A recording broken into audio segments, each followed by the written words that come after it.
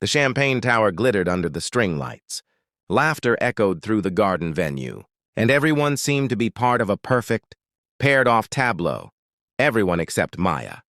She stood at the edge of the reception, clutching her purse like a shield, watching her younger sister, Claire, twirl across the dance floor in her wedding dress. Maya should have felt happy. She wanted to feel happy, but instead, a familiar ache settled in her chest as she watched couple after couple glide past, their hands intertwined, their worlds complete. She'd come alone to her own sister's wedding, and somehow that single fact had turned her into invisible. The seating chart had been the first blow. While everyone else was grouped with friends or family, Maya's name sat solitary at table 12, tucked in the back corner near the kitchen doors. No +1, no friendly face nearby. Just her, a centerpiece of white roses, and 7 empty chairs that screamed her isolation louder than any words could. She'd asked Claire about it, tried to keep her voice light, but her sister had barely looked up from her phone. It just worked out that way with the numbers, Claire had said. Distracted, already moving on to the next wedding crisis. Maya hadn't pushed. She never did. Now, as the reception hit full swing, Maya felt the weight of every pitying glance, every whispered conversation that stopped when she walked by. Her aunt had patted her hand earlier, with that sad smile, reserved for spinsters and lost causes. "Don't worry, sweetheart. Your time will come," a cousin had asked, too loudly, why she hadn't brought that guy from last year, forcing Maya to explain once again that it hadn't worked out. Each interaction chipped away at her dignity until she felt paper thin, ready to dissolve. She was seriously considering faking a headache and calling an Uber when she heard a deep voice behind her. "Hi there. I know this is going to sound strange, but I need you to act like you're with me." Maya turned to find a man in his mid-30s, tall and slightly disheveled in a navy suit, with kind eyes that crinkled at the corners. He had the exhausted but determined look of someone barely holding things together. Before she could respond, he gestured subtly toward a woman in a tight red dress who was making a beeline toward them, her face set with predatory determination. "That's my ex-wife," he said quickly, his voice low and urgent. "She's been cornering me all night, asking about getting back together. And I can't do this again. Please, just for a few minutes. Pretend we're together." Maya's first instinct was to refuse. She didn't know this man. This was weird, but something in his desperate expression, the vulnerability beneath his embarrassment, made her pause. And honestly, what did she have to lose? At least someone wanted to be seen with her, even if it was fake. "Okay," she said softly. Relief flooded his face. Without warning, he gently took her hand, his palm warm against hers, and stepped closer. "Thank you. I'm James, by the way."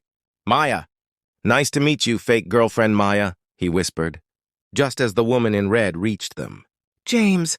The ex-wife's voice was sugar-sweet, but her eyes were calculating as they swept over Maya. "I've been looking everywhere for you. I thought maybe we could talk privately. Actually, Vanessa, I'm here with someone." James squeezed Maya's hand gently. "This is Maya, my girlfriend." Maya managed a smile, her heart hammering. She wasn't sure what she'd expected, but Vanessa's expression of shock and poorly concealed rage wasn't it. "Your girlfriend?" Vanessa's laugh was brittle. "Since when?" "A few months now," James said smoothly, pulling Maya slightly closer. The warmth of him was surprisingly comforting. "We've been keeping it low-key." Vanessa's eyes narrowed as she studied Maya, taking in her simple blue dress, her minimal makeup, her very ordinary appearance.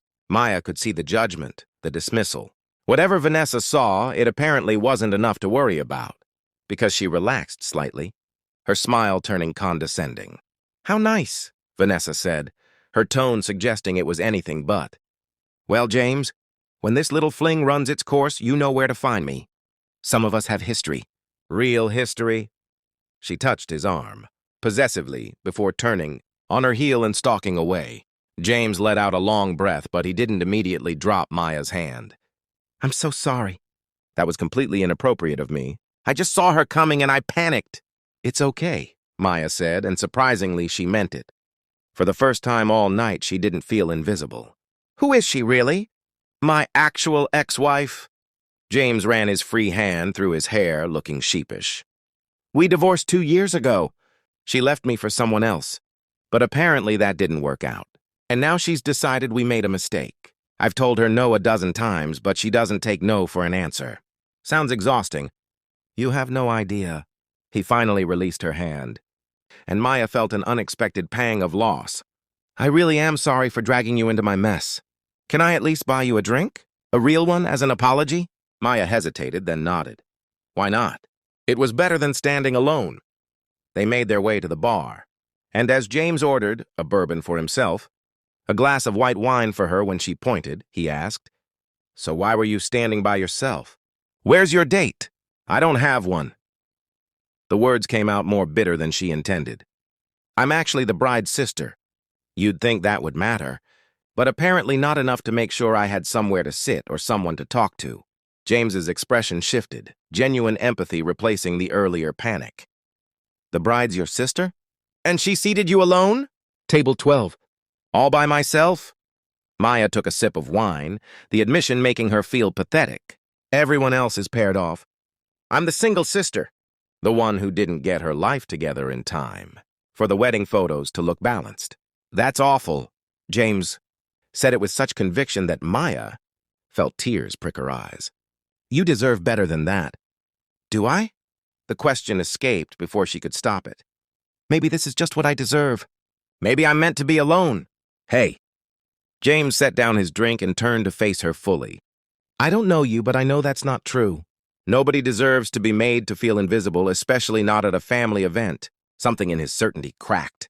Something in Maya. I've been alone for 3 years, she heard herself say. Every relationship falls apart. Every date goes nowhere. I watch everyone around me find their person.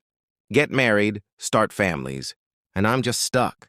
And tonight, sitting alone at my little sister's wedding, watching her get the happy ending, I can't seem to find, it's like the universe is rubbing it in. James was quiet for a moment, his eyes thoughtful. Then he said, I have a 6-year-old daughter, Emma. She's with my mom tonight, and all day she's been texting me pictures of the crafts they're making. My ex-wife has seen Emma twice in the past 2 years. Twice. And tonight, Vanessa wants to talk about reconciliation because she's lonely, not because she misses our daughter or wants to be a family again. Just because she's bored. I'm sorry, Maya said softly. My point is, James continued, being alone isn't always the worst thing. Sometimes being with the wrong person is worse. You're not broken because you're single.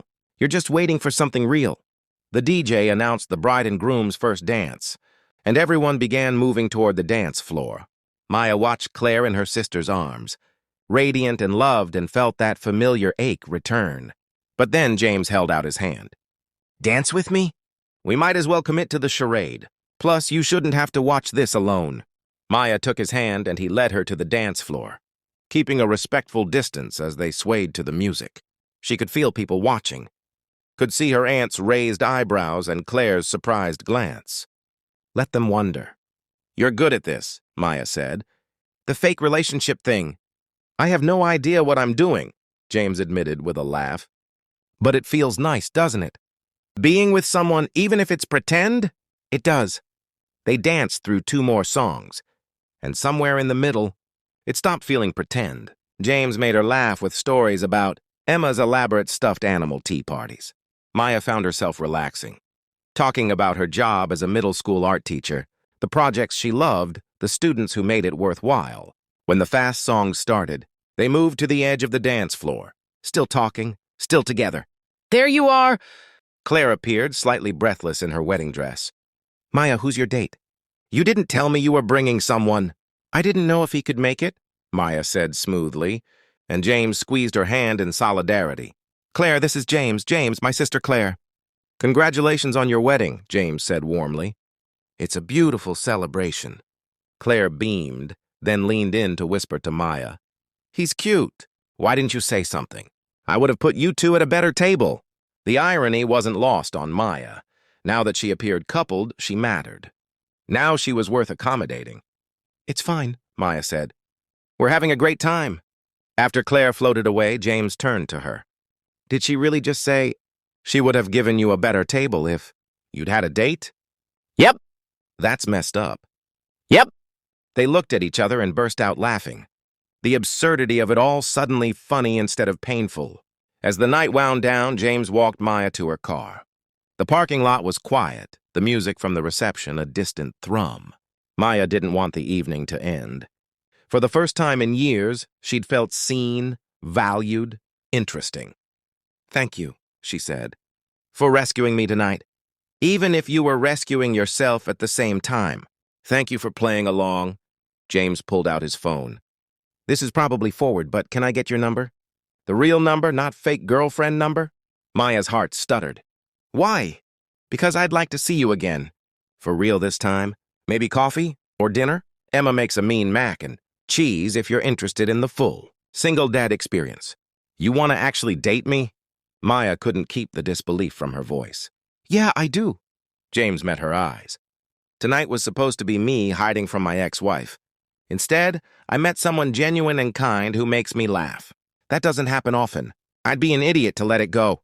Maya felt tears welling up, but these were different. These were the good kind. She handed him her phone. "Okay, yes, coffee or mac and cheese. Both sound perfect." As she drove home that night, Maya realized something had shifted. She'd gone to that wedding expecting to be invisible, to be pitied, to confirm every fear she had about being alone. Instead, a stranger had seen her, had chosen her even if it started as pretense, had reminded her that she wasn't broken or unlovable, she'd just been waiting. 3 months later, at Emma's 7th birthday party, James would squeeze Maya's hand and whisper, "Best fake girlfriend I ever had." And Maya would laugh and correct him, "Best real girlfriend you ever had." And it would be true. Because sometimes the best things start with someone saying, "Act like you're with me," and end with you never wanting to be anywhere else.